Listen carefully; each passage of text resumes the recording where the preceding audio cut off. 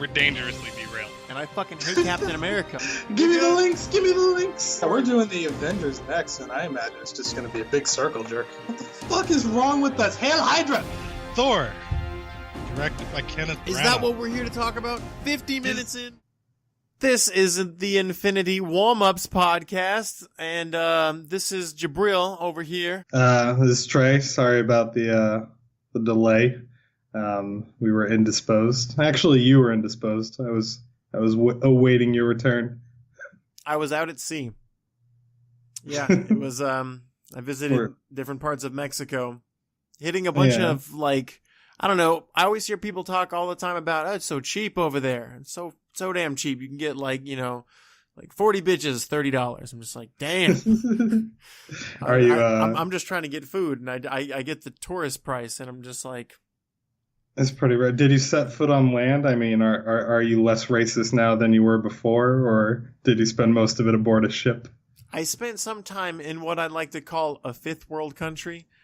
Is that a thing, or did I just make that up? I don't want to make it. Once you go beyond the third world, it's just you go into the reality stone, and it's just hell. And that's only the fourth world, so I don't know what is the fifth world. Oh, I thought it just goes in odd numbers. It was one of those things what's a second world? I'm gonna say America. No. What is? I don't think so, man. Because if we're a second world country, how do I own a mixer, a gaming PC, literally thousands of dollars of equipment? Hey, we're really rich poor people.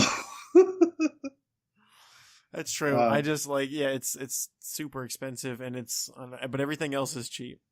Like this shirt that I'm sporting right here, I finally got into gear and got. I don't know if the camera can see this. This is my Black Panther shirt that I'm pretty sure everyone has now because I got it at Old Navy, and they just have them there by the ream. I thought it was just Walmart and Target that peddled pop culture. I didn't know that Old Navy did it too. Yeah. Oh, come on, man. I thought they were all about polo shirts. It's been a while since I've stepped foot into a department store. Well, it's look how retro this shirt looks, and it that. I don't know. That gives it a certain appeal to me that I feel is enjoyed by somebody else wore it for me. Exactly. Yeah. It gives you that feel oh my God, no one's going to have this. And then you flip through 70 smalls and 60 mediums. You're starting to get less and less because all the tall people have come through here. It's there's a lot of the same damn shirt. I'm buying one at the town that I live in. Come on. How more do I need to spell this out? I've already seen 3 people with this shirt. Yeah, I was in Laredo, Texas when I saw a faded Dr. Pepper t-shirt in the arena, then walked to the other side of the arena, completely different person in a faded Dr. Pepper t-shirt. I'm like, oh no, this is just fake authenticity. This is all bad. It looks so nice. You know what? I was so I don't know. I want to say hipster, but at Comic-Con last year, I didn't buy a damn shirt the whole time there. You know how many cool shirts they have at Comic-Con? Ridiculous, but they look so just. I don't know. I'm gonna see this on everybody. Or this I can't stand a bad quality shirt. You just feel it and it just kind of itches as soon as you put it on. But I was looking for a Daredevil shirt. Yeah. I don't even read Daredevil. I seen the movies, and I really like the costume. The Ben Affleck ones? Yeah. Yeah, and I've seen most of the TV show. I like the costume. I think the whole idea of Daredevil's badass. I just think when you plug him into the MCU, it's this dude's on a different world. He shouldn't be able to keep up with most of y'all because he still can't see. Yeah, he's super disabled. How high up on Stark Tower can he get before he's just I can't? What do you want me to do? Is there rope line anywhere? Does someone have Falcon? Can I borrow that? Can I borrow that suit? There's nothing. I know they show him in where is he? Not Brooklyn, Hell's Kitchen. Mm-hmm. They show him doing all kind of cool shit, but that's it. Yeah, I've never read Avengers and seen him actually go to outer space. Actually, yeah, I don't recall a Matt Murdock in space. Full disclosure, we have seen Infinity War. We'll try not to talk about it too much on this podcast, but obviously, spoiler alert, we're retarded. We're going to let shit slip. But yeah, do you think that Infinity War could have used some of the defenders, some of the heroes for hire? Or at the very least, a shot of Jessica Jones like drinking at a bar when the spaceship lands, saying fuck," and just paying her tab and leaving or something. I don't know how they could have plugged. I feel like you could easily get away with Luke Cage. You could just kind of plug him in there because it's just like, when you plug him into the Avengers, he's not going to get hurt. It's not like someone you really have to worry about. And I know that Jessica Jones and Daredevil, I think Daredevil too, have all been characters of the Avengers at some point, but I don't know how well they've unfolded their powers on TV that's in any way compared to the Avengers. They would definitely be a tier 2 or 3. Yeah, but Star-Lord's in this movie. He's not. Is he an Avenger? No, okay, spoiler alert. Fuck Star-Lord. Come on, dude. Are you for real? Whoa, wait, time out. Are you really on the team fuck Star-Lord Bandcamp? Because he just lost wifey. Fuck, don't talk about it. Tell you what, we're only going to talk about Infinity War stuff that relates to Wakanda. There's some terrible shit happened in Wakanda. We'll save all the Infinity War shit Did later. Anything happen? What's his name? All right, fine. Fine. The king is dead. Long live the king. That didn't happen in Wakanda. Yeah, it did. The spoiler alerts for the end of Infinity War 5 minutes into this podcast. But you mean the new king? Oh, I'm sorry. I thought you were talking about King T'Chaka. I was like, he didn't die in Wakanda. No. That dude was killed in America. Wait, no. Where do they have it? Wherever they signed the Sokovia Accords. I want to say Switzerland, but that can't be right. Belgium? Because it wouldn't make sense if they were in Wakanda. Just like, we are not going to hide out from y'all anymore. Like, wait a minute. Where are we? Tell me now. How did we get here? Yeah. So I mean, do you even want to talk about the snap? What do you want to say? Shit. How much of Infinity War can we talk about? I mean, I thought we just normally start off by saying what we've seen recently, and it doesn't have to be too much Infinity War before we go out of control, because this Black Panther movie is a long movie. Yeah, it is. I know, because I saw it the day before I left the country, maybe 2 days before, but the day before work at 11-something p.m., and I woke up, and I came back, and it was time for work. I was the only one in theaters. I was so proud. There was one dude came in with one of those lighty sticks, to show that he was in charge. The usher. Okay. Came and watched the preview and just walked out. Never saw him again. He's the only authority you have to answer to. And there, I recently rewatched in theaters. I think this is the last week before they took it out. Mine still had a few people lying in the back and down in the front. You'd say about 20 or so. For a big theater, but yeah, it's on its way out, and oh my god, fucking $200 million trillion billion later, people finally stopped watching it. Yeah, 3 months and a bigger movie later, and look what happened to their sales. Usually we have our buddy throw up the box office statistics, but let's just say it made all the money. It made a culmination of 10 years of payments all through even shitty movies like Iron Man 3, steadily billions by the year. And it couldn't even hold that spot for too long, because in comes Infinity War, and already it's doing gangbuster numbers and highest opening weekend ever by a long shot. Yeah, Banana I thought clip. we were talking about Infinity War income. I'm totally No, we're lost talking now. about Black Panther income now. Yeah, no, that one broke the record too, but Yeah, my bad. But held it Spoiler for like alert. a few months. Spoiler. Okay, yeah. Let's just we're gonna hop right into it, because there's a lot to say about this movie. Starting with the summary. Yeah. Yep. You don't even have the notes open, do you? You didn't write down a goddamn thing. After the events of Captain America: Civil War, King T'Challa returns home to the reclusive, technologically advanced African nation of Wakanda to serve as his country's new leader. However, T'Challa soon finds that he is challenged for the throne from factions within his own country.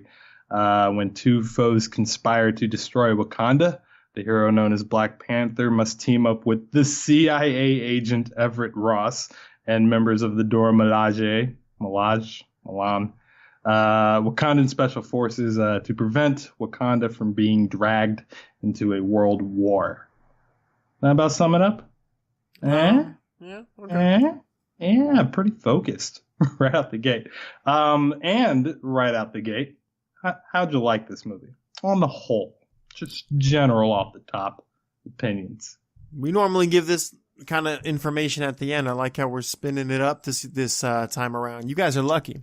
It's honestly been a while since we've done this, dude, so I'm not familiar with our format. Plus, it changes every episode. Yeah, there's nobody in charge. I mean, dude, who didn't like this movie? Like, when I saw it in theaters about 2 weeks ago, it was my third or fourth viewing. I'm honestly not sure. I think I saw it 3 times in theater before I just kind of gave up and was like, okay, I'm over it. And I saw it again recently thinking I was going to record this about 10 days ago. And I recall you seeing it on opening weekend, right? You went right away?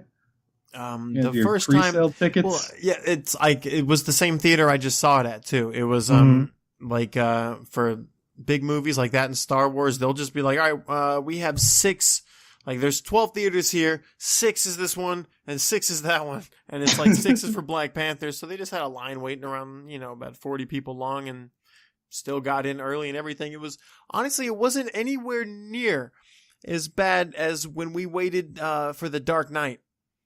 Nothing that. Like, that shit, like, people were waiting in line 6 or 7 hours before that movie started. It's like an hour. It's really not, it's not that big a deal. Star Wars fans go hard. I saw the third Lord of the Rings movie on opening night, complete with people dressed up as Legolas. That was my most gnarly theater experience. But yeah, I waited till later. I didn't catch the opening night. I guess you weren't afraid of being shut up. No. So you're fine. I also wasn't the only one there who wasn't black. I was just like, I'll be fine. I'll be good. I'm just sitting here with my popcorn and my girl. I'm not bothering anybody. Majority black audience for your theater? No. No? I mean, maybe half. Like, nothing like the movie was.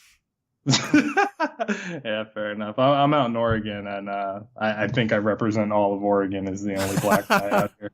So I had to see every single showing. Let's hope so. Even when there were multiple showing next to each other, I had to go to those too. It was difficult for me. I think, you were mentioning when you saw Lord of the Rings 3, that was what, 20 years ago? 12 years ago? Like, a long time. Mm-hmm. I mean, at this point, I guess it just depends how new your city is and how much they upkeep their theaters, but it's really not that bad anymore. Like, there will be either a lot of theaters or, like, just certain theaters that are kind of shitty, I saw Thanos. I saw Thanos the movie. I saw the Infinity War. It really was. I saw that in a reserve seating at Sinopolis, like Wednesday or Thursday that it came out. It was insane. It wasn't full though. Really? It's because it cost like $25 to see that movie in that reclinable chair, getting stupid waiter service where they have like bar food and beers at the 20% for markup. an IMAX showing, or was this like an art house theater? No, it's not an IMAX. It's totally luxury theater. I mean, it's a nice screening and everything, but it's like there's only, I don't know, maybe 20 to 30 chairs in there. It seems like, and it's full reclinable. Like, I bring in pillows and blankets and water bottles and shit like that. It's ridiculous. When you get a chance to see it again, do it in IMAX. I think Infinity War is the first movie to be shot entirely in IMAX. Maybe Avatar, but I could be wrong about that.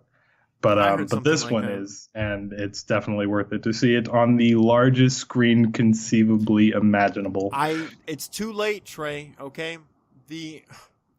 there's this at Ontario. What's it called? I already forgot what it's called. Anyway, they have this theater there. As soon as I think of it, I'll remember. It's called the screen's called RPX. It's bigger and better than IMAX. That's literally just an updated version of it. But they play this movie for like a week, and then they just get a new movie in. That's it. So it's, like the next one is Deadpool, so I might see Deadpool there. But there you go. I don't know how long you think Infinity War will be at IMAX, because now I can't go to the RPX for forever. Well, I guess there's some pretty good summer movies coming up. I just want to point out that this question started with, "Hey, how'd you feel about Black Panther?" Did it? Just in general. I said, "Who didn't like it, Trey?" God damn it. Yeah. Infinity War. The cloud is going to linger over this podcast. Black people getting short shrifted, man. Telling you, let this movie. Yeah, we didn't even get to let Black Panther marinate in the cultural zeitgeist before we went and killed the king. Made everybody care about fucking. Spoiler alert. Fair enough. But no, you have to do better than everybody liked it. I'm just kind of over origin stories at this point, is my overall feel. It's like it was good, but like you were kind of saying with Doctor Strange, it's just like this should have happened a long time ago. So I mean, I really just want to see him implemented in the Avengers as a team, as to being like, okay, well, watch this guy do some weird thing where he fights. Well, like I don't understand their heritage. Like he's like. Shouldn't Shuri or his sister like also have some kind of heritage to that? Like if he dies, like why does it go to the guy who kills him? Yeah, she definitely has claim to the throne as well. That's why they had that scene in there of, is there anybody that would like to challenge the king? And she raised her hand and said, let's get this shit over with. I gotta go home and make new toys for Iron Man. But in the comics, she does obtain the mantle of Black Panther in the absence of T'Challa. So yeah, no, you're right. She is a lineage to the line of kings. Yeah, but I mean, like a lot of the fight scenes were pretty cool. Like they were drawn from the comic books. I feel like if I elaborate any more, I'm just gonna spill the beans for everything and just not have a conversation about this, Trey. Fair play. We'll go plot by plot. But I will say right out of the gate that the fight scenes are some of the things that I dislike the most about this movie. It honestly felt rushed, especially the end. Oh, yeah. I can't argue that scene. But I chalk it up to Ryan Coogler only making 4 films before this. But he did Creed, and granted, boxing is more of an intimate fighting thing. So I guess maybe he has trouble doing combat on a large scale, but I guess we can go into that when we get closer to the end of the film. Let's start where this whole thing starts. Very different for a Marvel movie. We haven't been on the West Coast and not since Iron Man's goddamn penthouse in Malibu. This thing opens in Oakland, with the soundtrack. Kendrick Lamar did the music for this shit. It was dope. I might get the album, at the very least, pirate it. Isn't it on Spotify? Don't you have Spotify? Yeah. It's not hard to find. But let's see. N'Jobu, T'Chaka's brother, the poor bloke that gets killed in the beginning of the movie, because he spent some time in the Americas. He empathized with the plight of the blacks' home side, even though he's Wakandan royalty. He's like, yo, man, black people need help everywhere. So he was willing to die for that right out of the gate to open our movie, thus abandoning our little baby Killmonger. And when you saw it at first, did you know that was obviously that kid was going to grow up to be a problem? I mean, it's is there any kind of hint that that's his kid when they at that moment? They don't really say. They kind of just looks up open and with sees the holy shit spaceship like any kid would. Yeah. But given the nature of I suppose going into it with fresh eyes, the Killmonger scene could at the reveal sequence. Ask me who I am. and shit. That could have played Well, as a it could have genuinely been surprising moment. It could have been anybody for all I know. Like I didn't yeah. go into this movie knowing that Black Panther had villains. I thought this dude. And I do want to say I haven't read early 60s Black Panther or anything, but I did pick him up after Civil War, specifically because I was collecting X-Men. And one of the major breaks in between the Civil War was the marriage of Black Panther to Storm of the X-Men. And for a while, I collected Black Panther after that. And they had a few good runs. He especially had a good run during what was that whole villains thing that they did? Dark Reign, with Norman Osborn in control of essentially the entire world. Yeah. Well, the at least guy, America. good guy team. Yeah. But then they waged war on Wakanda. So there were a lot of interesting Black Panther storylines going on after Civil War. But anything before that, I don't really know too much about the history of the characters. Really all I knew was that M'Baku's character, Manape, I knew about him for a bit, but that's about it. He was dope all throughout the movie. Yeah, no, he's one of my favorite characters. I like his costume. Yeah, but Killmonger, I was going into that fresh. I have no clue who that guy is. Dude's huge though. He's like Hugh Jackman in Logan.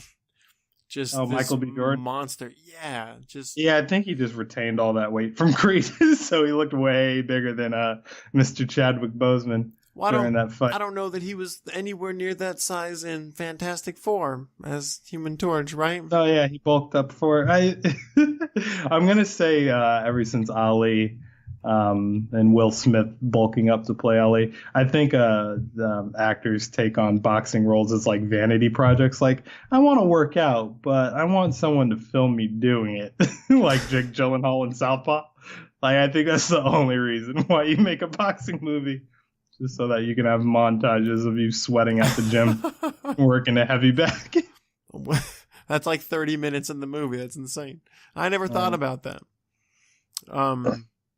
So after we get out of Oakland, we have the whole meet the cast sequence with T'Challa flying through the sky, picking up Nakia, hanging out with the Koye. We get to see some gangster ass. So you think? I mean, I'm bad with names, dude, but these names are something else. Yo, get your African dialects correct, man. A Koye. She's the bald bitch. That's funny because they're all bald. Is that the general? Yes, General Okoye. The main man. Okay. See, you know what you could have done? You could have been like, look, hey, man, you've ever seen The Walking Dead? Is that Michonne? Yes. Yeah, and no, I haven't seen The Walking Dead. I gave up on it because I'm a purist. All right. You never saw Michonne? You weren't there when she showed up at all? I actually dropped the show because I didn't like the portrayal of Michonne. Oh, okay. Yeah. I haven't read the comic. Well, she's supposed to come in with was this done in the show where she just has like zombie boyfriends on a leash, and when she joins the gang she chops their heads off? Did that happen? Seems familiar. Okay, well if it did, then I'll try to check it back up again. Okay, never mind. Yeah, I don't know what her origin was in the show. That does kind of sound familiar. I mean, when I say I didn't read the comic, I didn't read, I don't know, there's like 100, 200 of them. I read like 12. It's about as far as I got. It's okay. It gets really dark. You know what? I read recently though? I read, it was this one little like this graphic novel about Venom, but it was Flash Thompson Venom, and he was having all kind of it was kind of like separation anxiety because he had to take out 5 other characters that were just kind of spawn offs from the suit, and then the toxin suit it was rebonded with Eddie Brock, and he became this insanely fucking like large, basically looked like a big old thing of goo creature with a mouth. He was pretty cool though. But Otherwise, yeah, I don't read comics that much. I was just on this ship and there was nothing to do and I had no Wi-Fi, so I brought this novel. I had to blow the dust off it because I got it years ago. It was, I don't know if you're a fan of Venom at all, but. Yeah, I mean, I like to think I am, but it's you know, it's Evil Spider-Man. I mean, there's not a lot to him. I'm kind of interested to see how this Tom Hardy movies go. I like Venom voice. You don't watch trailers, but they debuted a trailer recently where they have you know how Venom talks with that whole we and us business.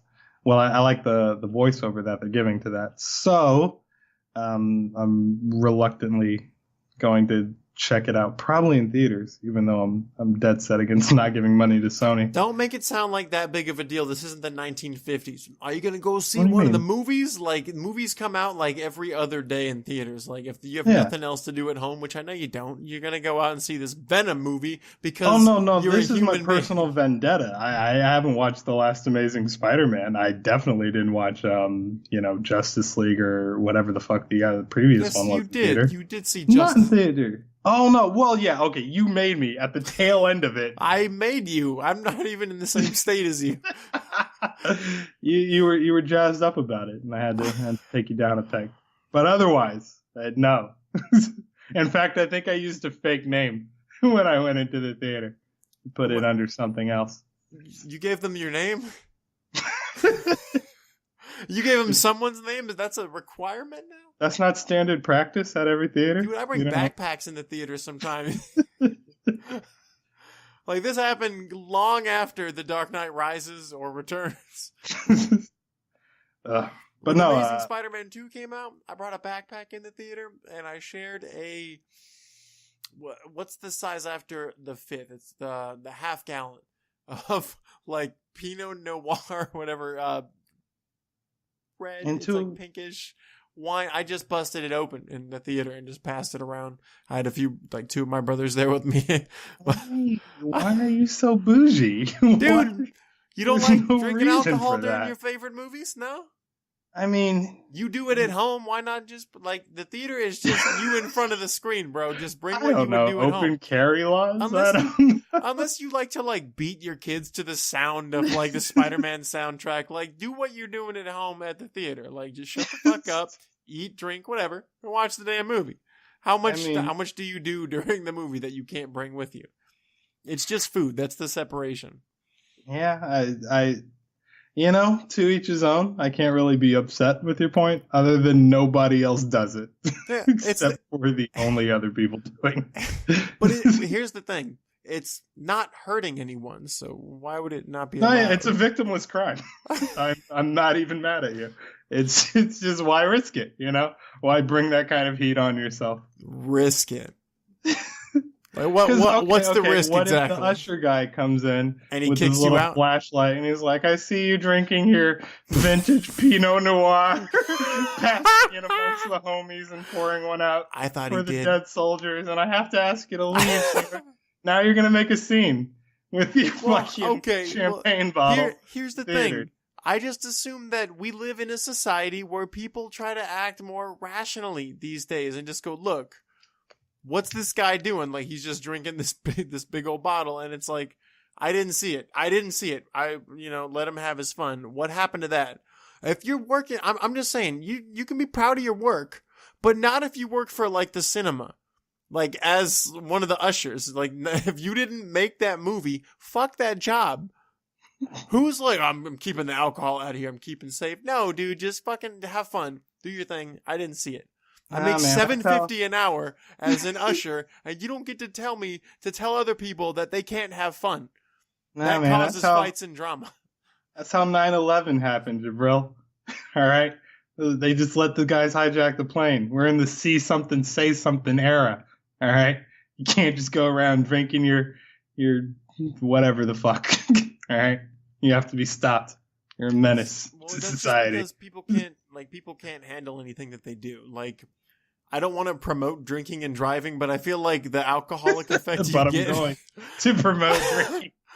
I feel like it depends what you're doing. Like, remember when I used to live 3 miles away from you? Like, if I cracked open a beer and drove to your house, what are the chances something's going to happen from that beer? Okay. So, like, if I was drinking a soda or a beer on my way to your house, the 3 miles that it was, I'm just saying, like, what's going to happen? Am I going to get so drunk in those 3 swats? It doesn't happen like that. You have to say an elderly person has a stroke in front of your car and dives onto the windshield. The story the next day isn't going to be elderly person commits suicide. It's drunk driver runs over elderly person. Okoye, the bald-headed general. Is that where we landed? Somewhere. The bald-headed Actually, black no. chick? We're still in the sky. We haven't landed yet. We're just checking out the ship. Do you remember the ship, Mister? What, like the name of it? What do you mean? No, just the scene we're talking about. Actually, did you know anything about the Dora Milaje before going into the movie? No, none of them. Mm-mm. Okay, so it's pretty cool seeing an all-female fighting retinue based on Amazonians wielding spears to boot. How gangster were those broads? They were pretty badass. I keep saying that I wish that Disney would do this thing where they introduce their characters. Just pause to a freeze frame and then just write the name on there and go, Okoye, and be like, this bitch is going to be awesome. You need to learn her name. Otherwise, they'll just say her name once. All I hear is, Okoye. And I'm just like, to me, that sounds like you're calling someone, hey man, come over here. Maybe that's how they say it in Africa or Wakanda. I'm just saying, don't just act like these sounds are people's name when they come out of your mouth. Y'all are speaking Wakandan half the time. The Dora Milaje bodyguard from Civil War. You have to straight preface, bro. What is a Dora Milaje? Okay, so the Dora Milaje are like let's go with the Game of Thrones reference and call them the Kingsguard, an elite fighting unit of the King's bodyguard. Only in Wakanda, they're comprised of bald-headed women exclusively, and in the comic books, and they did not play this aspect for the film, but they're actually wives in training. But they gave them a little more independence from the king in this regard. But they, let them stand out and be just as gangster. What's up? So the Dora Milaje, so that was like that team of girls that like basically was, that split up and attacked Black Panther, like evil Black Panther at the end of the movie, correct? Well, yeah, and they were there all throughout the film, yeah. Well, because what I'm trying to say is, so that was a team of people. I don't know who you're referring to. You just said it's a group of people, who are in Kingsguard and all that. They're the ones in red. With the bald heads. They're incredibly distinctive. A lot of people are bald in this movie. I don't know if you've noticed. It's the Grace Jones looking bitches. I get it. I just say, remember back in Captain America how like this team formed and I didn't know about it? I was just like, right. Who are these people? And they never really said, you knew about it. And I was like, who, what? Like, just show me that they're a team when they fucking. I see what you're saying. But what I liked, the most about this movie, and something that they didn't really get to delve into, and I believe we talked on another podcast, so I feel that this should be some kind of a TV series. Like, we need to spend longer in Wakanda because, it's not really about the team aspect or the team dynamic. It's about, politics on a societal scale all throughout Wakanda. I mean, there's a nation in Wakanda, the Jabari tribe, who the king hasn't visited in like over a century. Like, it's a very thick, illustrious world that definitely needs to have some time spent in it. Because, like you said, you don't really know who the Dora Milaje are. Although I think this film did a good and coherent job of, giving you Okoye's perspective as the leader of the Dora Milaje, as the general of the army. I remember she was referred to general at some point, and I knew she was a main character, therefore I just remembered it, but I didn't know her name. Because general's a word I've heard before, and Okoye I have to remember. It's O''Koye. Okay, but there's also characters named Baku, which just sounds like a guy just going, Baku. Which I like the guy, come on, man. My name is Jabril. Like, Baku, Koye, T'Challa, Wakanda, Shuri, Zuri. I thought those were the same name the first time I saw the movie. I kept hearing someone say that. Going to Africa with this bitch. Let's make it clear. Shuri with the SH, that's his sister. Mm-hmm. And Zuri with the Z is Forrest Whitaker. Yes. Who's what? An uncle? No relation, Forrest Whitaker. But yes, he's Zuri. He's like, the king has to have a right-hand man, right? Yes, and in that, we kind of glossed over that scene in Oakland because some horrible shit happened, yo. Yeah. The King T'Chaka shows up and kills N'Jobu, the father of one Eric Stevens, Killmonger, with the help of Zuri, played by Forrest Whitaker, as the spy spying on the spy. So you understand that T'Chaka has sent N'Jobu out to just be his, I guess, retainer, his guy in America on the ground. And then he said, I don't trust my brother. I'm going to send Zuri to keep an eye on you and report back as to all the goings on.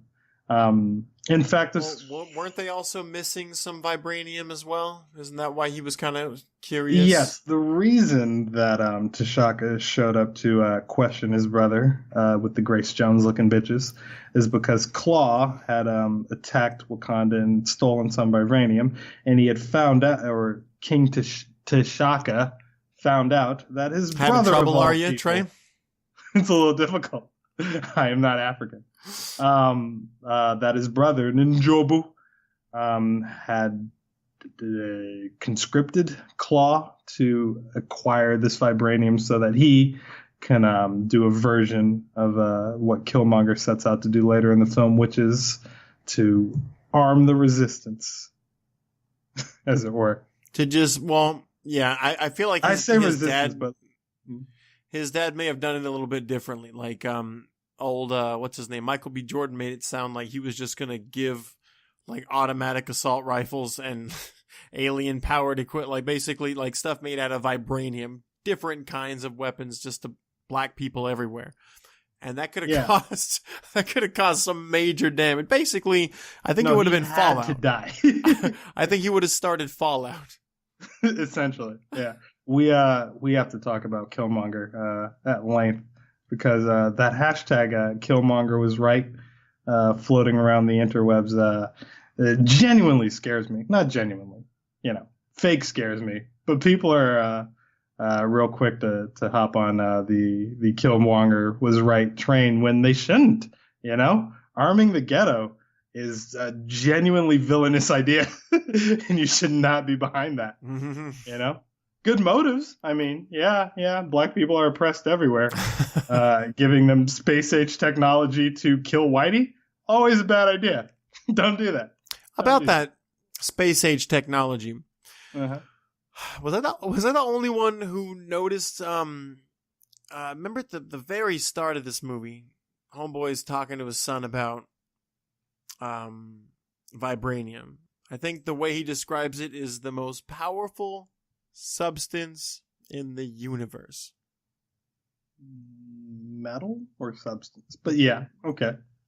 He said, I'm pretty sure it was substance. You should check it. I can check it. Point is, how the fuck do you know this shit, dog?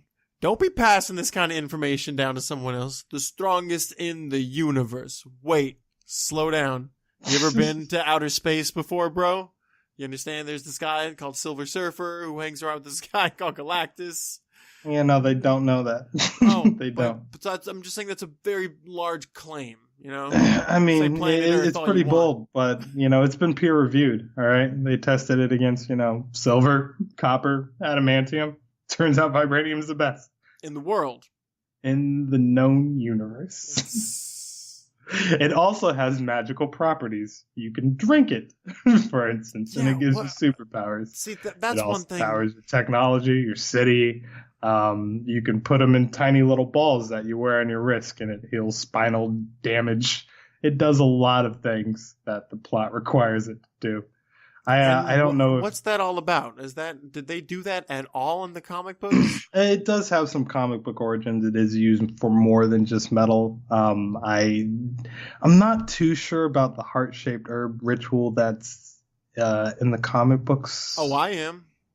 Oh yeah, I didn't maybe read you it. could tell No. me. So what it is like the heart-shaped herb. Like anyone can eat it, but it's basically poisonous. And the thing is Black Panther's family or his bloodline can they can consume it. I think he gets a little sick, and then he just there's really good superpower properties that come with it, but not if you die. Is it just T'Challa's family? Because Yes. in this movie it says anybody of a royal bloodline can step forth to challenge for the mantle of Black Panther.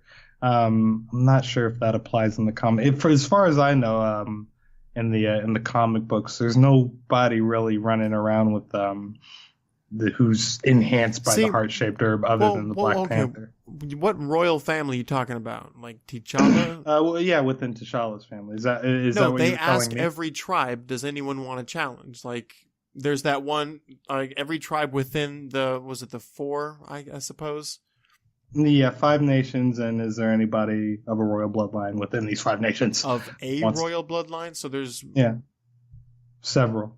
So there's one per nation? For example, M'Baku's the leader of the royal bloodline of the Jabari tribe, right? Jabari?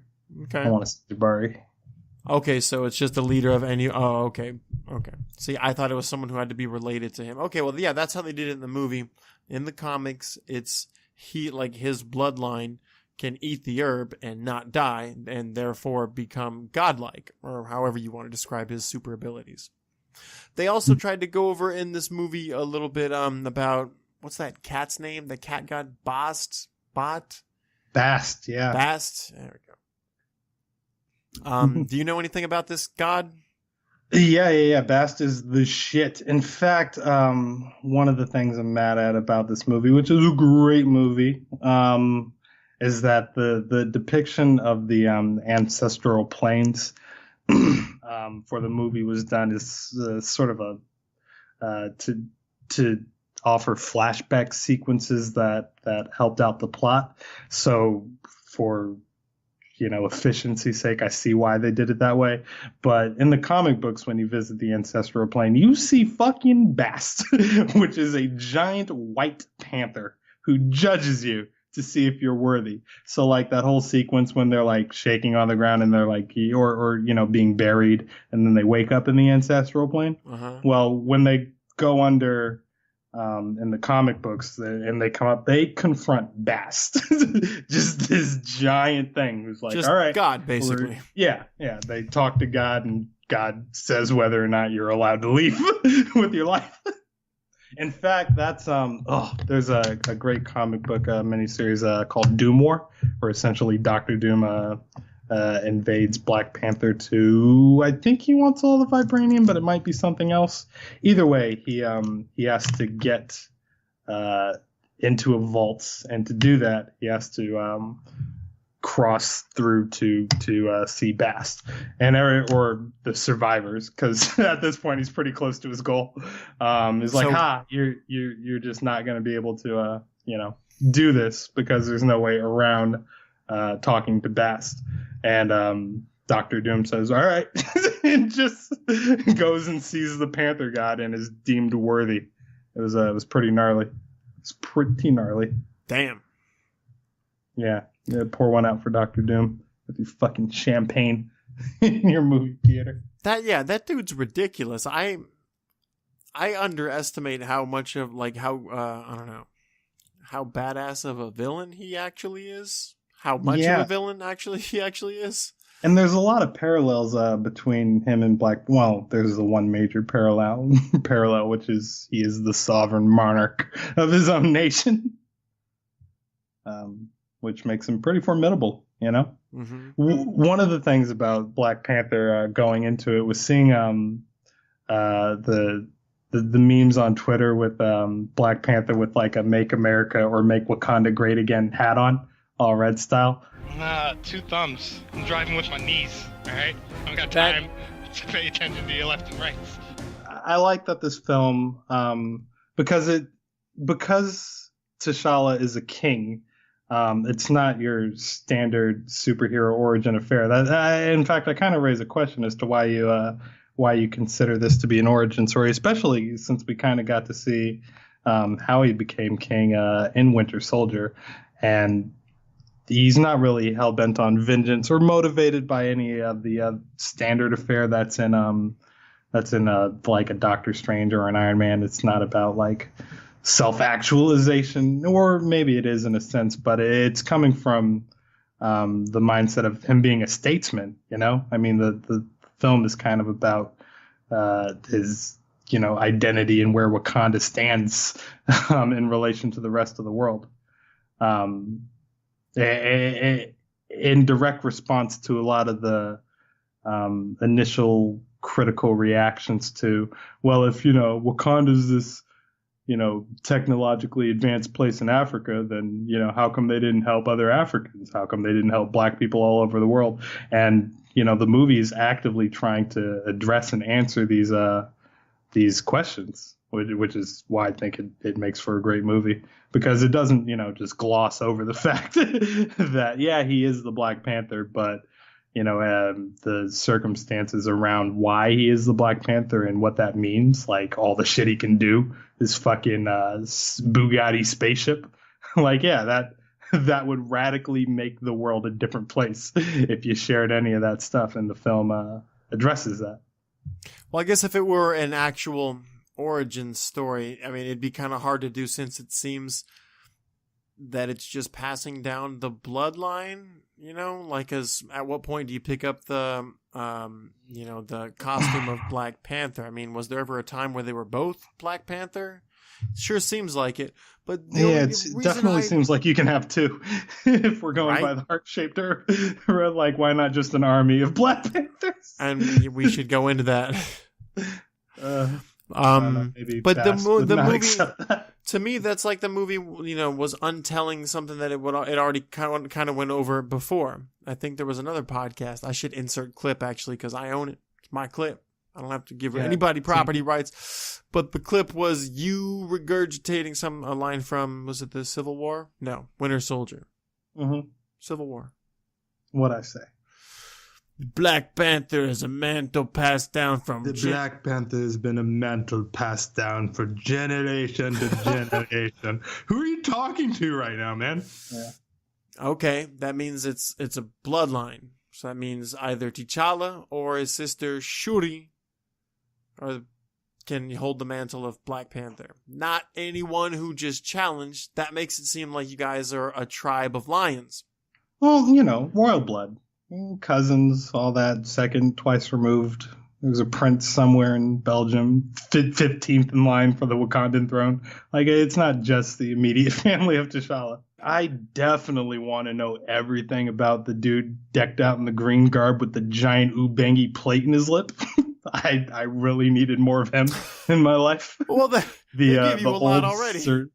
Old surly woman. I definitely wanted to know more about her, because she just seemed fed up with the entire affair of being outside.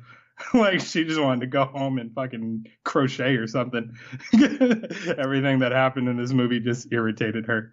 So yeah, I do want to know more about the rest. I mean, yeah, don't you think this would be better served as like maybe a Netflix series or something? Like, throw money at it to make it a TV show. That shit on HBO.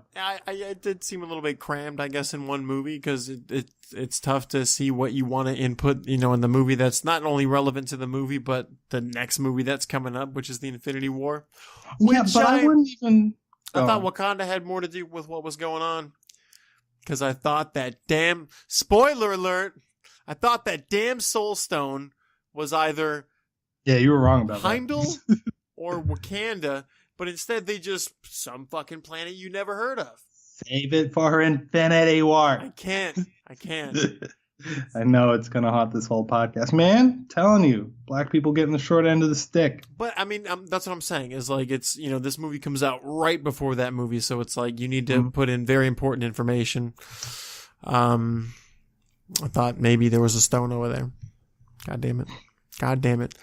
There's something about that vibranium that's just so broken. Oh, it just does whatever we want it to do. Yeah, it was incredibly versatile, this movie. I didn't think that it would cover so much ground. It seemed to do everything. The powers, or what did Shuri say?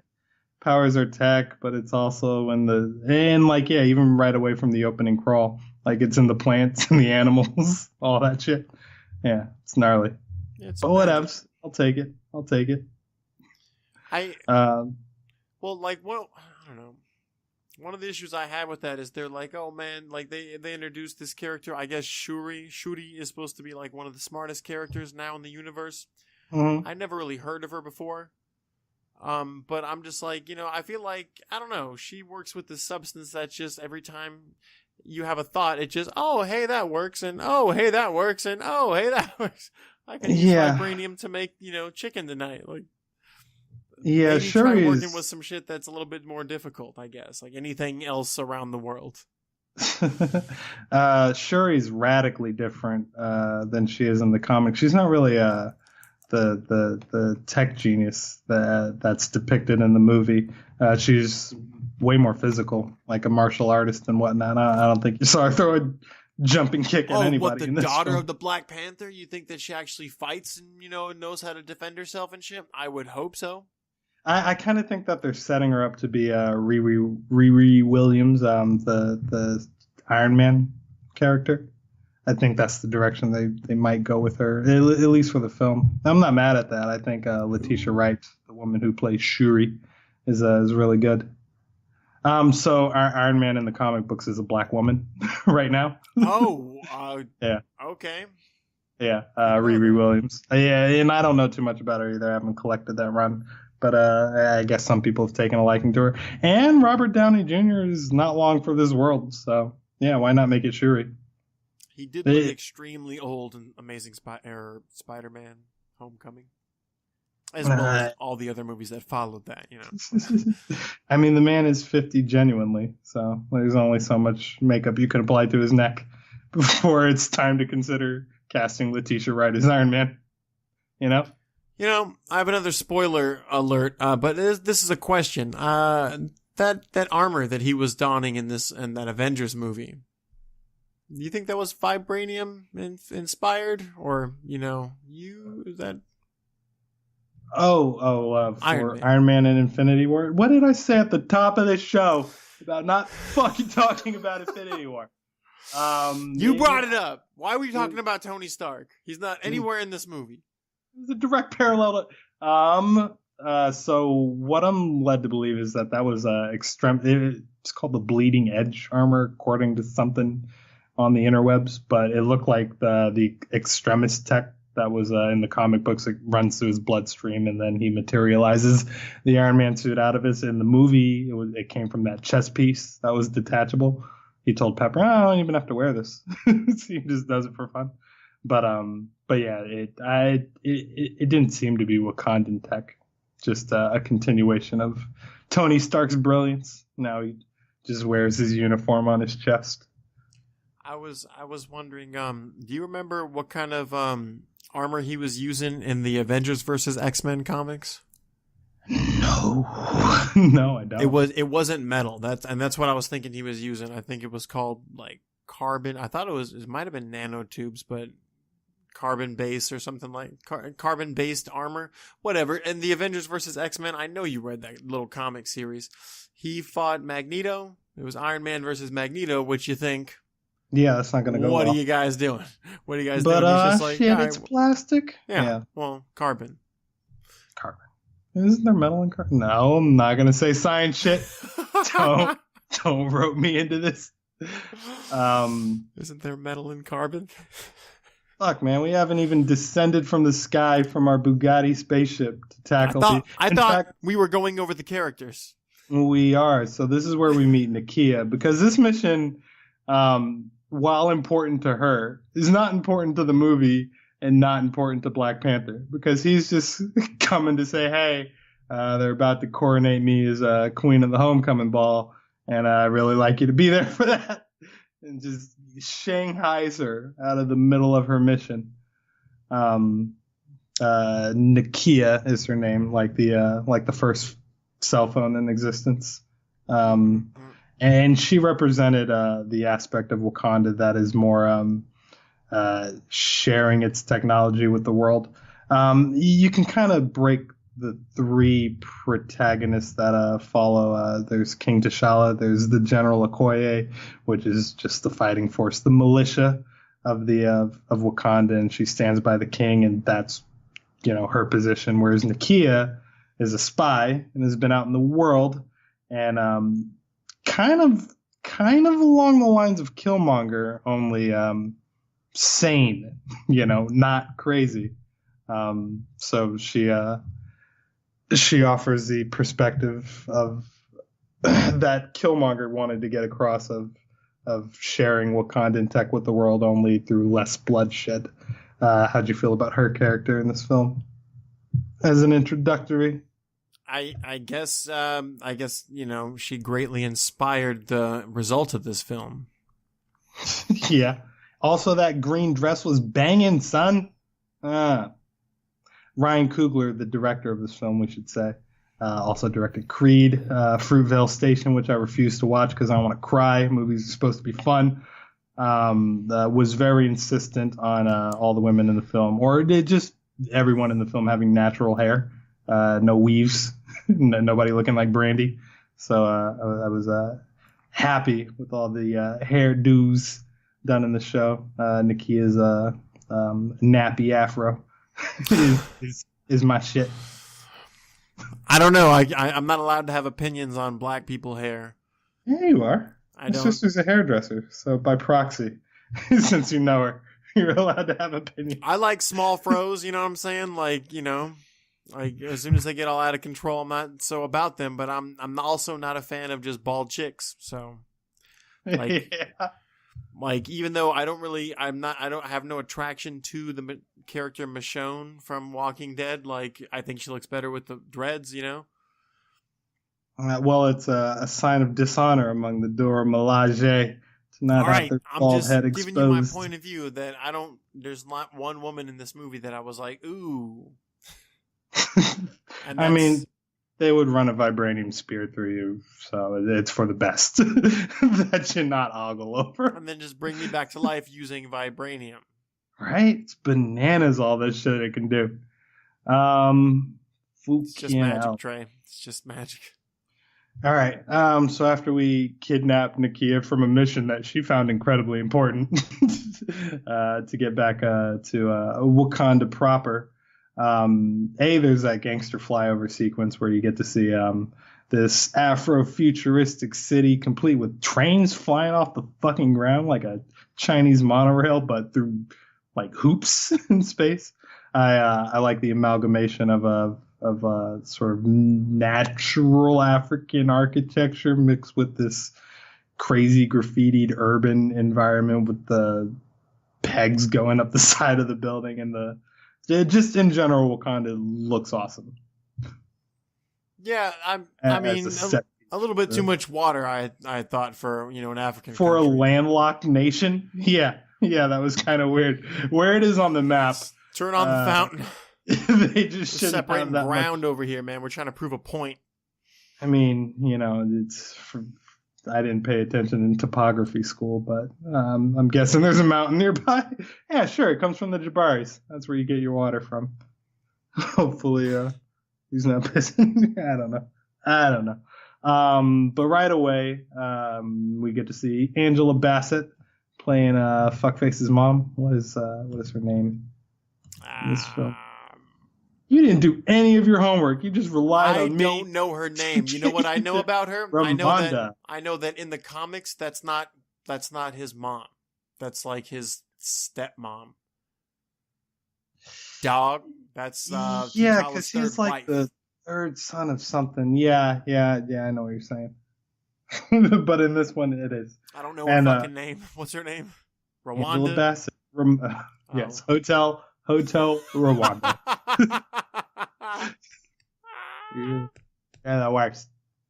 No, I like Angela Bassett, and honestly, I feel like she should play Storm. Like, if they were gonna introduce her into the MCU, it's too late now. Yeah. Can you tell? Yeah. Or rather, I mean, I'm eagerly awaiting. In fact, just seeing Kevin Feige in a Fantastic Four T-shirt gives me all the hope in the world that they're going to try to integrate some of the some of the properties that they've just acquired in the near future.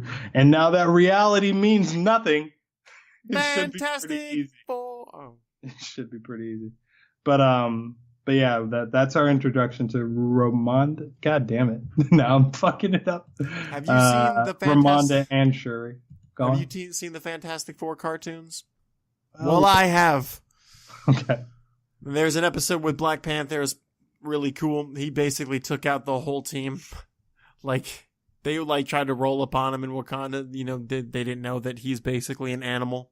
And he saw him like Wolverine coming miles away. He slowly just dissected the team. I was like, good God, this guy is just fast. Yeah, Fantastic Four issue, whatever the fuck, was actually the first introduction of Black Panther. He attacked him just for sport, I believe, just for fun, to see what the suit was capable of, I guess. But yeah, no malice. So that scene with T'Challa's mom is our first introduction to Shuri as well. So we get to see her being gangster out of the gate, not looking like any native Wakandan. Just, I guess she's alternative to Wakandan culture, but at the same time maintaining traditions, other than flipping her brother off as she's walking away. Yeah, how'd you sneak that one in, Disney? Hey, that just goes to show that black women have eyes in the back of her head, because fucking Angela Bassett's like, cut it out, without even looking. Saw that shit coming. Wasn't she from Black Mirror? Yeah. Letitia Wright. And I don't know what else she's in, but she's really good in everything I've seen her in, so I can't be I may have to follow her forever from now on. She's just super skinny though. It's weird. She's like Jack Skellington. Just Okay. I can see that. Yeah, sure. Like when she wears clothes, I'm just like, what is she wearing? Just like, well, they don't make clothes for her. That doesn't exist. She has to put things on. And I really liked her in this movie because I didn't really like Chadwick Boseman as the Black Panther until she gets to interact with him, because he's very it's hard to relate to a king, He's playing it super stoic. The weight of the world is on my shoulders, but when he's around Shuri, he gets to relax, wear some sandals. What are those? And just be more relatable as a character. So she juggles a lot in this movie, and when we get to the end, I'll talk about some of the poor choices they made with her character. But she's done very differently than what she is in the comics. But I think it's for the best, mainly because I just buy what Letitia Wright does. Hey, do you know what Dora Milaje means? Nope, didn't know. It means the adored ones. It's the adored ones. Adored by whom? Oh, apparently by Wakanda. And fuck, I had what language that was in, but now it's gone. So, oh well. You just get that random trivia thrown in before we make it to the waterfall sequence. In our interest to M'Baku. Because it was going to go off without a hitch, No challengers. We're just gathering everybody together to show you the new king. It's going to be a few new rules, but otherwise carry on. Well, yeah, because, okay, like, explain, is there a difference between Black Panther and King? Can they be two different people? Well, apparently T'Chaka was not the Black Panther while he was still king of Wakanda. Like in the T'Challa movie? was in Civil War. So T'Chaka was the king. Yeah, okay. T'Challa was the Black Panther. So yeah, I guess you can. But I mean, have those roles separated for a bit. But normally, that yes, kind of the makes king sense, is the but Black Panther. Okay. So it's in the king's bloodline at some point. Like King gives it down. Well, it's what not did like they some say? I other think guy. in the movie they said that he just got too fat to wear the suit. So I didn't pick that up. Maybe I just read that on something. But yeah, either way, he was too old to be the Black Panther. So now T'Chaka, while being groomed to be king, acting as the active Black Panther. And he has to have the power stripped away from him in order to engage in ritual combat. I would okay, so that's what I'm disagree saying. to those terms and conditions. Yeah, exactly. Every time. So let's go back to the Civil War. It's like, okay, so his dad died. He was, his dad kind of, gave him the dad talk on how to be Black Panther. But as he gave him the suit, and then he probably trained and did his little rituals and what he had to do to earn that, to basically be his father's, his father's son, to follow him, to follow his guidance, right? And then at some point he goes back to Wakanda. I don't remember the timeline, how much after this was, after Civil War. Was this right after? It said 2 weeks. Okay. That King T'Chaka had died 2 weeks ago, according to the news footage or something. Okay, so he's back in Wakanda. His dad died. He's been Black Panther for, quite some time. And if he loses in battle, he just gives all of it up. All of it? The costume and this is why this show is way better served as a series, because eventually that exact thing happens, and Killmonger is now the new rightful king of Wakanda, and that's a big regime change. Yeah, maybe let it sink in for a second before you start shipping bombs to the ghetto. I kind of want to see how people adjust, and there's the audience POV, or the characters who we get to see the perspective of in regards to Okoye and Nakia and Ramonda, T'Challa's mom, on how they react to it. But it doesn't show you how city folk react to it. In fact, I kind of want to know, are there poor people in Wakanda? How is this whole economic situation set up? M'Baku says that a Wakandan king hasn't been to the mountains of the Jabari in over a century. Holy shit! So he never met his dad, is what he's saying. T'Chaka, he never met him. What do you mean? T'Chaka never met M'Baku? I'm sure M'Baku has come down to, start shit, step on heads and whatnot. But no, no Wakandan king has gone up there. But they separate themselves and they basically act as their own, like they're not one of their tribes, basically. I guess they're on some outskirt of Wakanda. Well, no, they're definitely Wakanda. They govern themselves. Consider them kind of like the Amish, honestly. Like gigantic Amish people, You trust your technology to this girl. He's upset that Shuri is, and rightly so, by the way. Literally, all of Wakandan technology there's not a lot of people in Shuri's lab, From what I understand, she built that entire monorail system. And she's 16 or something? Yeah, that's that's what's really they're breaking this whole, everything in this movie by making certain people or their abilities just, and here's the new best character in Marvel. Everybody check it out. We just made her up. It was remember when Sentry came out? Mm-hmm. And he was basically Superman, but he was batshit crazy, right? Right. Well, it's just this guy. Insane. Yeah. Well, it's it was interesting for a little while, this guy's super crazy. Oh, no one can take him out. But it's he came out of nowhere. His story kind of sucked. I've read 2 different iterations of his story. It's kind of weird, but it just seems so cheesily last minute, comic book character came up. We just came out with a new character, guys. He's the strongest one. Oh shit, tell us more. He's red. They're just it was interesting how they rolled out the Sentry though, as a comic book character inside of a comic book. That was a cute play on it. Yeah, and now that I'm thinking back on it, the first 8 issues of Sentry were pretty dope because it was very mind fuckery. We need to go over this in a different podcast. The first 8 issues was that. What do you mean a comic book character of a comic book? The Sentry, when he was introduced, he was this. I'm not sure if he was catatonic or coming out of a coma, but as he was coming out of a coma, it was told to him that, oh no, you're a comic book character that we wrote out of the comic books because you were too powerful, and oh shit, you're back now. So, hi. The first 8 issues were him, fucking finding his place again, or I thought he drank somebody's serum.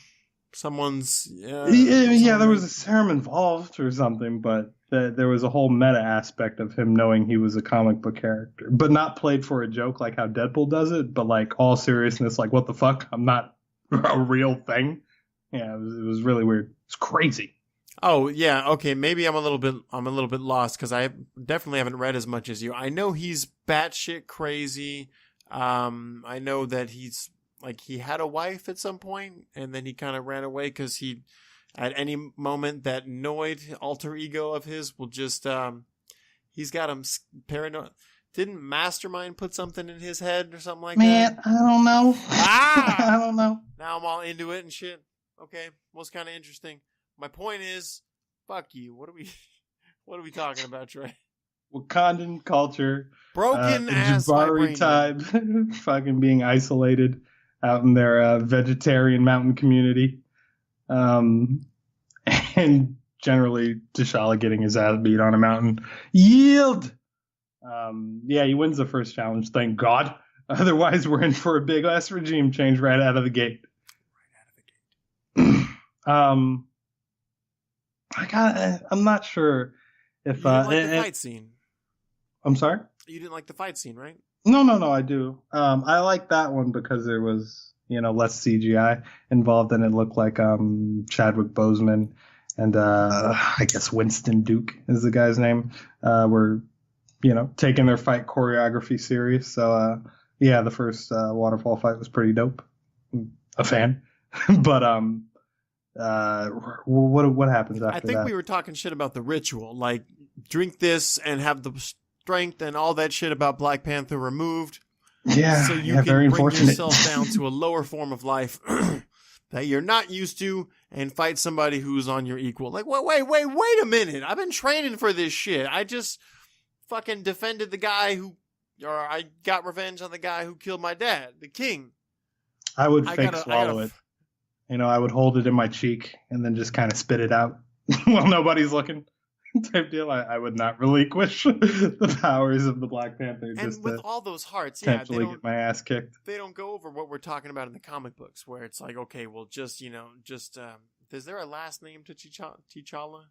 No, that's just his name. That's just his name. Okay, so his family, like they are the only ones who can survive, I suppose, after eating that fruit or herb. But in the movie, it doesn't explain how come nobody. They've handed around. Oh, don't give it to me. Yeah, they tried to, but I think it's because M'Baku is of royal bloodline. They did not give it to Shuri, but Shuri could have taken it as well. And they after Black Panther was thrown from a cliff, they try to find M'Baku to give it to him. So yeah, you're under the impression that he would have been able to. Go to the ancestral plane where I guess like, oh cool, we're on top now. Like who would his ancestors be in there? It'd be some other man ape, right? A bigger, fatter right? father. I'm glad they didn't go the man ape road, but at the same time, I think if they paid it enough respect, they could have pulled it off. I mean, at some point they call him the Great Gorilla, and that didn't get much of an eye back. In fact, when he's shouting down Everett Ross, ooh, ooh, ooh, I'm like, ooh, all right, okay, scary, that's pretty gangster. Right? Yeah, like I'll take it. So yeah, but the character Man-Ape in the comic is a little ridiculously stereotypical, and it's a result of writers in the 60s and race relations back then. Making the executive decisions on it. So the way he was brought to film was dope. Not even mad. He turned out to be a crowd favorite. Yeah, definitely one of mine. Hooray for big scary niggas. What happens? So, first scene in the museum, Killmonger and Claw. I didn't really understand his plan, but he's stealing an axe, I guess just to get on the radar of Black Panther so that they can have a confrontation with him. I don't understand. Was that what happened? Initial plan. But they raid the museum for the axe to sell to the CIA in South Korea on the black market, which garners the attention of Wakanda, Like it's very plan A to Z when it comes to their plan. But yeah, steal the thing. How do you feel about our introduction to Michael B. Jordan's motherfucking Killmonger poisoning bitches, monologuing about stolen merchandise? I really thought that Claw was going to be the main antagonist of the movie, to be honest with you. And he's significantly more fun to be around, that's for sure. You got to spread out the crime scene, make it look like amateurs. He is kind of a funny character, and he was definitely one of those characters that they had to dim down a lot to make him on the movie, to make him on the big screen. Because he's made of sound or something like that? I thought he just controls sound with like that blaster that he has on his hand. Not controls. In the movie, in the comics. Yeah.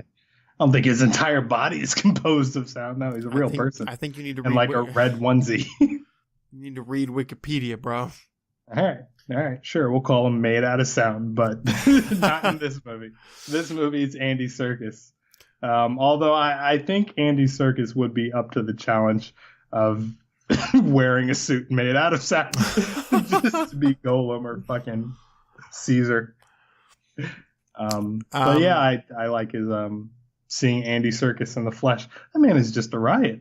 It looks like he's having genuine fun with this. He's one of the only people. Yeah, it's because most of this movie is really serious. I guess it's just Shuri who's funny, and this guy.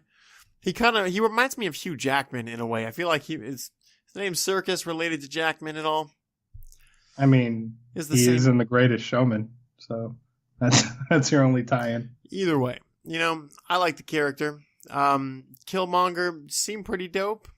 He was, I don't know, it's hard to underestimate him. Like, he's fucking huge. Best Marvel villain? I suppose, there haven't been a lot, of good ones, right? This is one thing we've been talking to shit about every single time. Best villain, sure, you could say that. I am, however, kind of tired of seeing heroes fight themselves. Yeah, that third act was kind of a shit. But as far as character motivations go, better than Hela for sure. Loki's just the most complex villain in the MCU thus far. But I think, I'm willing to give it to Michael B. Jordan in this regard because he does the most to challenge the hero. So. Yeah, even though he's fucked up in approach, you kind of have to agree with his initial pitch meeting of black people where are fucking oppressed and held down by the man. So if I just give him a bunch of guns, then things are gonna fall our way. Good idea, right? Yeah. Let's Didn't Let's he go give to some MIT? sound cannons to the ghetto. He went to MIT. He killed a bunch of people in Iraq, Afghanistan. Took lives from people on this own continent. Yeah, like he's murdered a lot of folks, and has the scars to prove it. Tattoos. What are those called? Yeah, skin whelps, phrases. Those are just some. It's I don't know. It's a mark for every kill that he's got. Which I guess now that I think about it, I don't know that T'Challa killed a lot of people in his day, but I feel like in one-on-one combat, even though they took away his power, like these Wakandans aren't fucking around. Like, whatever they're called, the Damartage or whatever, like the general and her little army, like these are some badass bitches. Dora Milaje. Yeah. Or is it just the weapons that they have are badass because... No, each one of them think of them as Spartans, but by way of Amazonians. So, do you think that, do you think like Michael B. Jordan's character Killmonger should have won that fight? At the point in time he fights the Dora Milaje, he has ingested the heart-shaped herb. No, in the waterfall scene, him versus T'Challa. Yeah, why not? I believe it. I've been waiting my entire life for this. That's literally all he's been doing ever since his father was murdered back when he was 8 years old or some shit. Yeah, no, I buy it. I don't know. I thought, their form of martial arts or fighting is just like everything else is more advanced than the rest of the world. It was capoeira coming at him with all those flip kicks. He's just gonna fucking break your shit, throw you off a cliff. I mean, it's not like he got washed. He held his own. T'Challa held his own. Then Zuri tried to interfere. That was emotionally crushing for T'Challa. By the way, yeah, fuck you, Zuri, you spy bitch ass, hoe ass. Nobody cares about you. They try to do that long drawn out scene of fucking T'Challa all freaking out. Like, I mean, I get that, why he was freaking out, but I don't care. That dude's a bitch. Fuck him. You were just living with this guy the whole time, just sending messages back on doves or however they do that vibranium shit back to the king. Vibranium doves. Send a raven. Yeah. Yeah. I mean, I don't feel bad for him. That's all I'm saying. Oh, Zuri? No one does. Shout out, poor Forrest. Poor Forrest. But no, yeah, I buy Killmonger as a superior martial artist. You know what I found out too is so the guy who plays young Forrest character in the movie, I don't know his name already, Zuri. Mm-hmm. His last name is Whitaker, but there's no relation. Yeah, it's Denzel Whitaker, and there is indeed no relation, although he has played Forrest Whitaker's son in another movie. No relation. Fucking liars. Yeah. They're saying all black people look alike? No, I'm saying lazy eyes and Whitakers mean that instantly you get to be Whitaker's son in every movie One ever. lazy eye black guy. They're all the same. Why not, right? But no, talk more about Killmonger. I mean, like, do you feel that he needed to be fleshed out a little bit more? That they went from A to arm the ghetto super duper quickly. Like, if it's a stupid, non thought out idea for some guy who went to the same school as Tony Stark. Yeah, sure. I mean, he definitely would have been better served attaining his goals in a more diplomatic approach. But that's for the TV series and not the movie.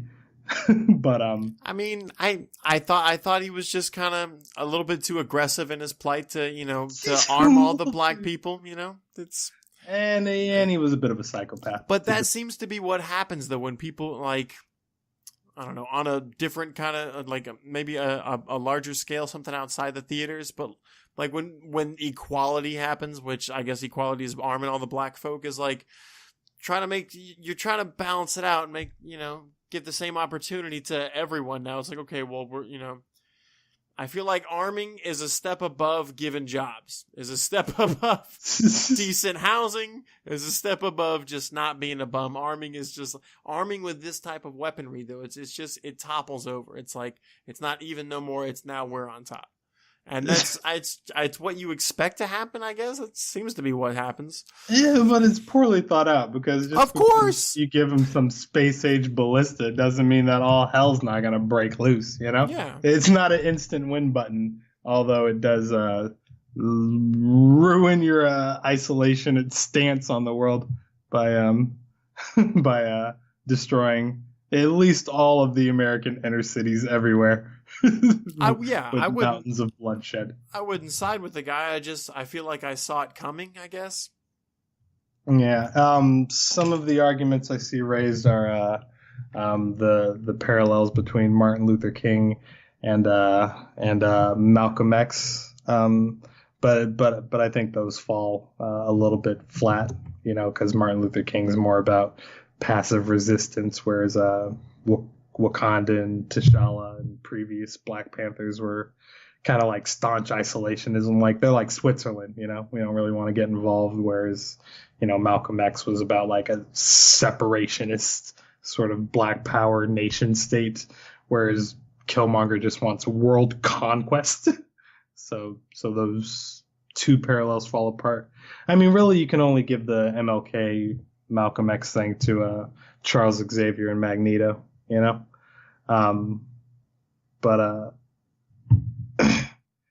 I think that, I mean, ultimately, when the bad guy wins, it's just going to be the end of the world. It's an apocalypse. And that's what happened if you just armed all the people with black skin.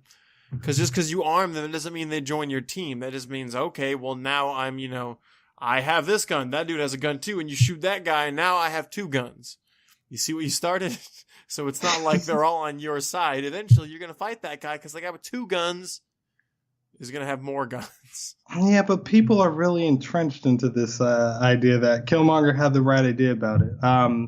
Let me read you this fucking tweet from this guy, Leslie Lee. Fucking hell. He says that Black Panther is a deeply evil film. It dangles the idea of global black liberation in front of you, but it paints that as a villainous notion. Then it ends in a orgy of blah, blah, blah, blah, blah, blah, blah. He's upset at the idea that the liberation as presented in the form of Killmonger is sort of poo-pooed and shit on.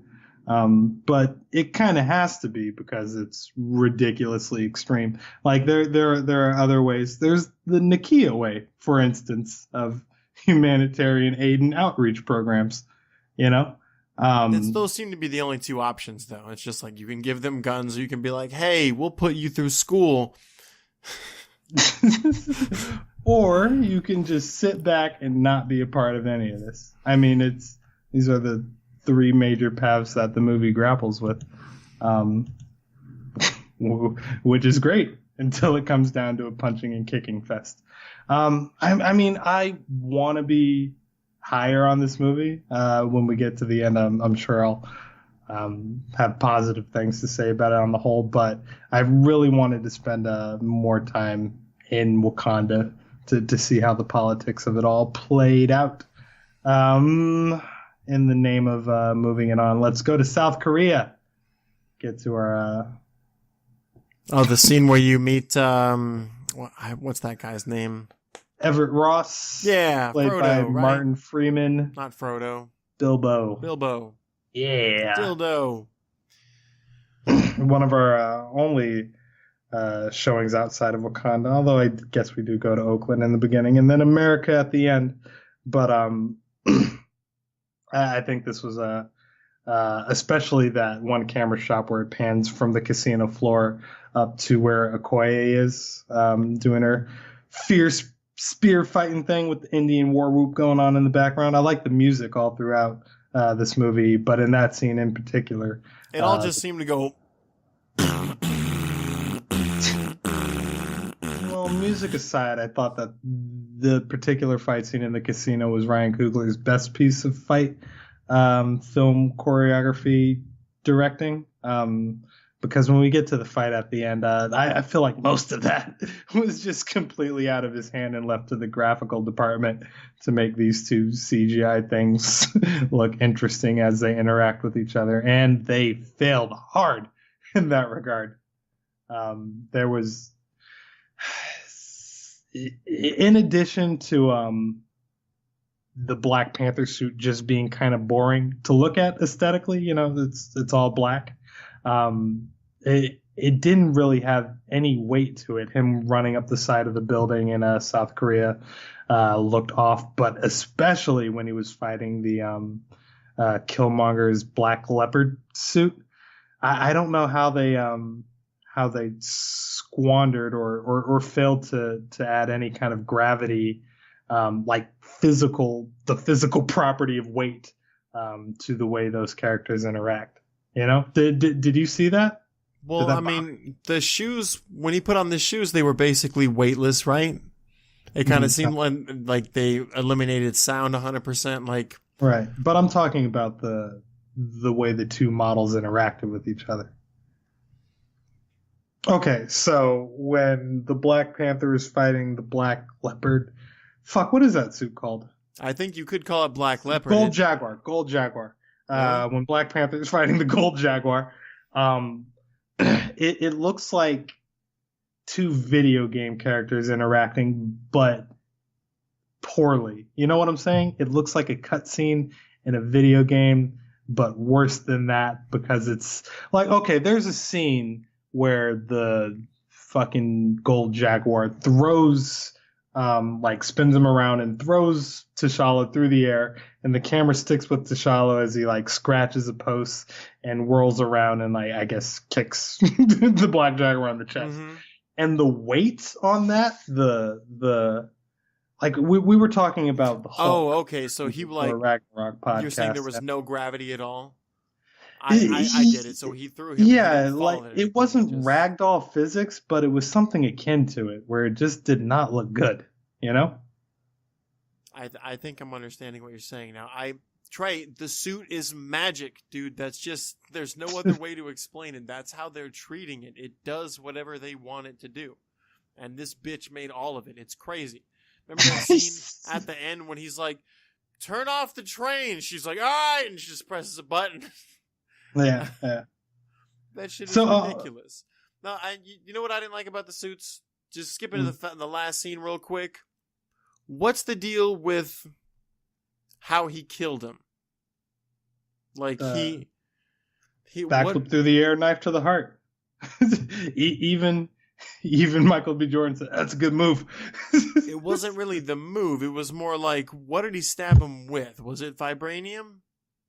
Well, okay. So when Shuri turned off the I know it turned off the suit. Okay, yeah. So okay, first of all, there's no way to know it. Okay, it turned it off, but like it looked like it was like active on certain spots and not. Yes, and I think what he stabbed him with was actual vibranium, so it kind of didn't matter. Oh, I see what you're saying. Yeah. Oh, I don't know. In fact, I don't really recall where that spear came from. To be honest with you, I don't know how they got that spear. Wasn't that one of Killmonger's weapons? Probably the one he stole. So yeah, it was probably vibranium then. Unless he snuck in, cast iron from America. Whichever. Yeah, no, he needed an advantage. I mean, I guess I was looking at. I see what you're saying about the gravity seeming to not affect the characters falling at all. Yeah, in the movie. you didn't find that fight scene. Was to be it just for every ugly? character or just the Panthers? No, specifically for the Panther suit. I think that Ryan Coogler was good at directing. He's a good director. He did the fight scene in the casino and on the waterfall very well. Although I think he does have a problem with scale. The whole fight happening outside of the mines on the plains when the rhinos come in. There's a scene.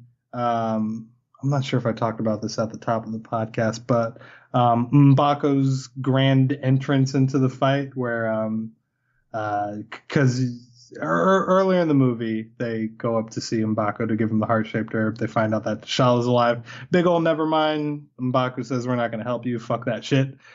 So when he comes back into the movie, it's this big heroic moment.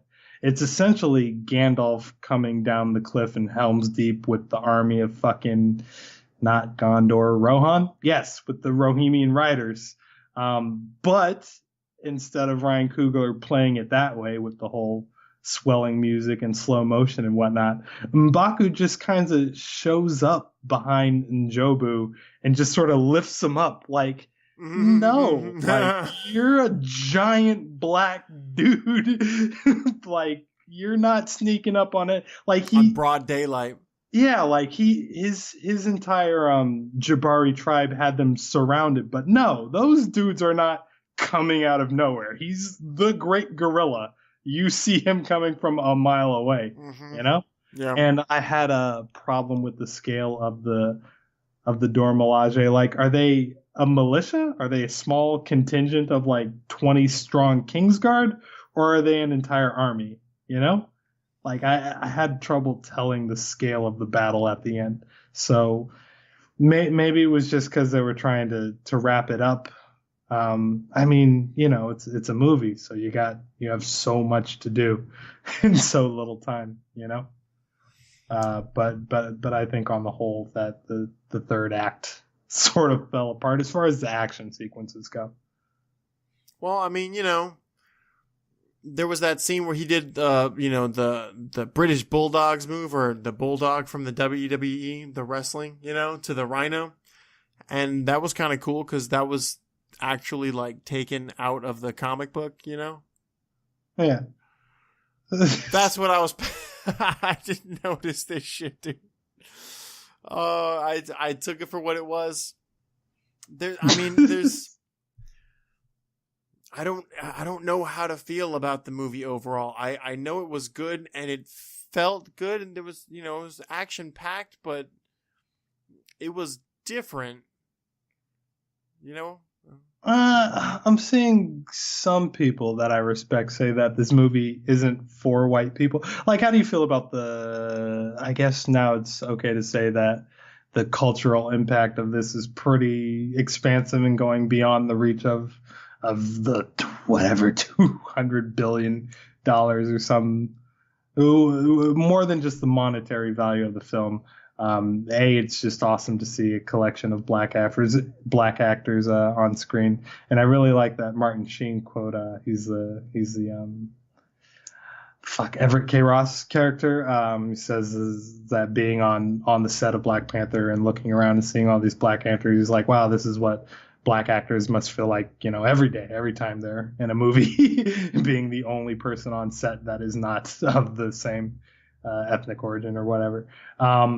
So I like that. I like the hashtag of Killmonger is right, even though I completely disagree with it and think it's kind of dangerous to actively flaunt his ideas is a thing to do.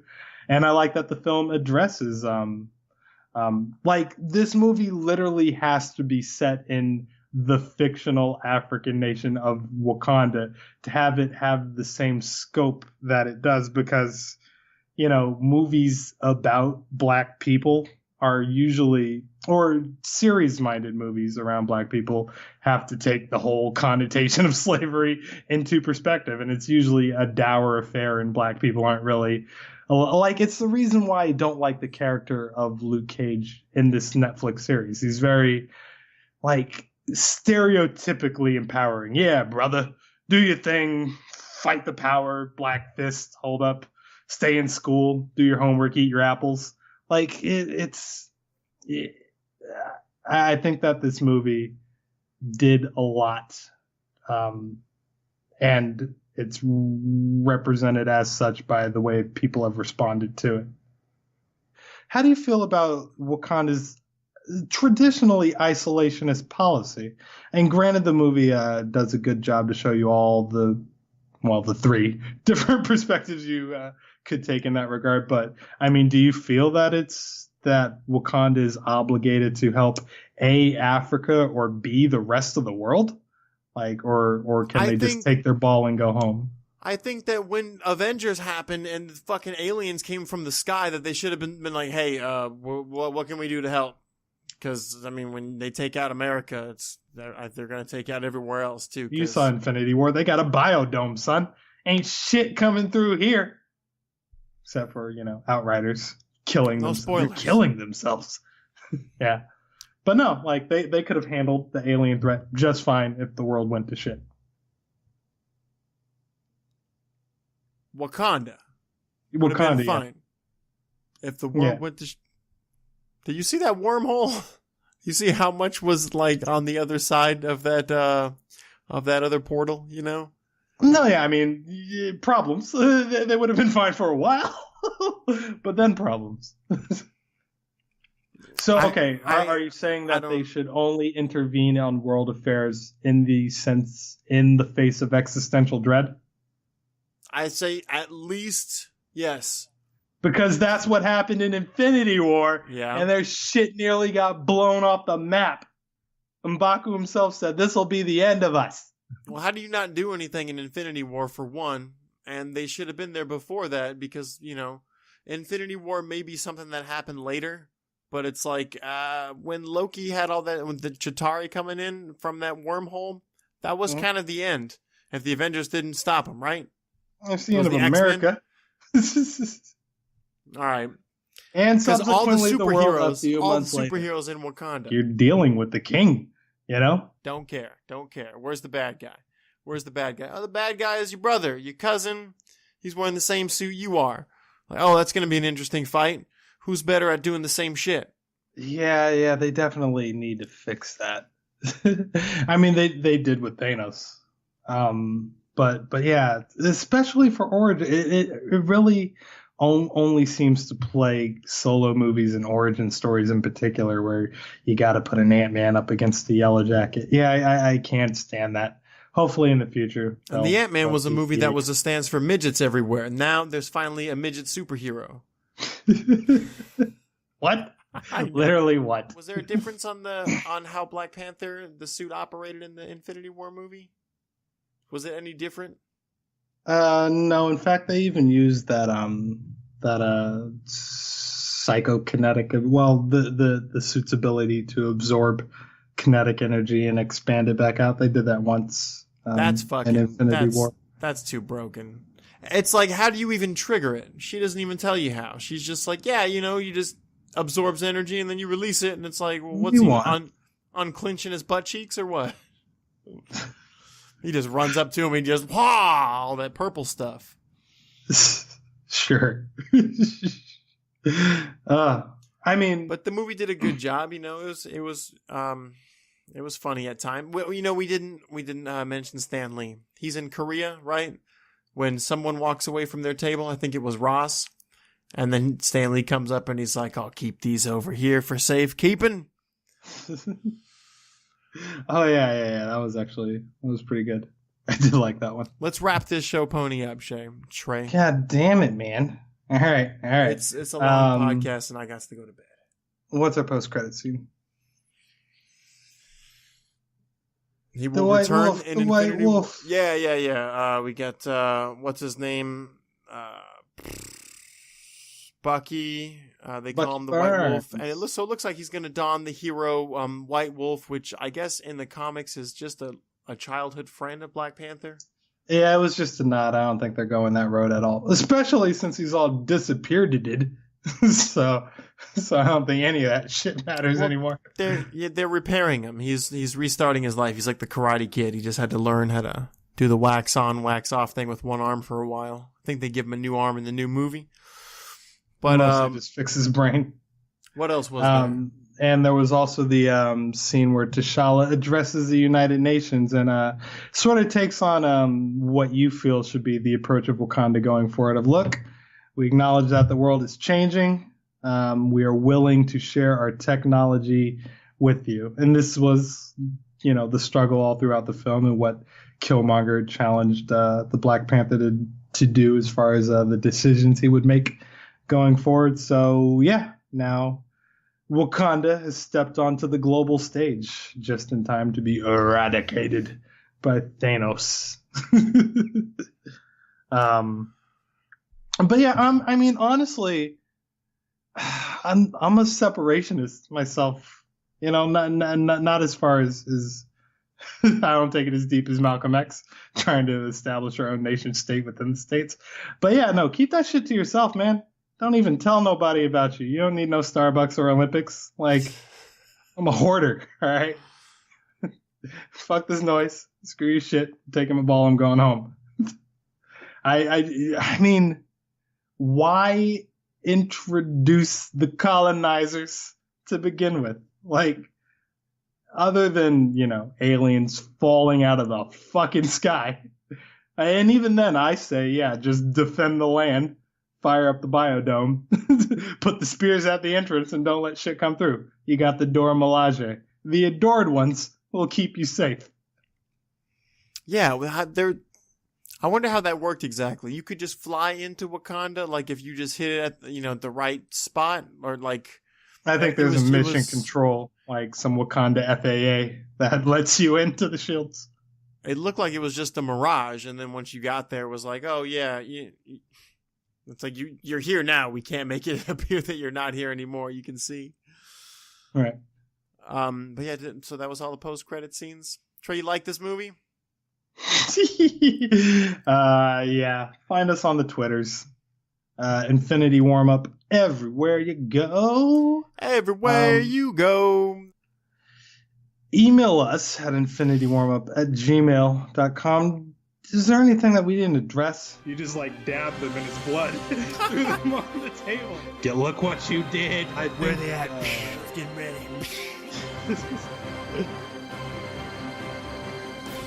Guys. see you drinking your vintage Pinot Noir, passing it amongst the homies and pouring one out I thought for he the did. dead soldiers, and I have to ask you to leave.